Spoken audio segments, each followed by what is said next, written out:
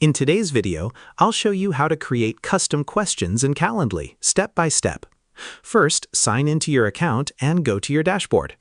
Go to Event Types and select the event you want to edit. Click Edit Event Type. Scroll down to the Invitee Question section. Click Add New Question. Now choose the question type, such as short answer, multiple choice, or dropdown.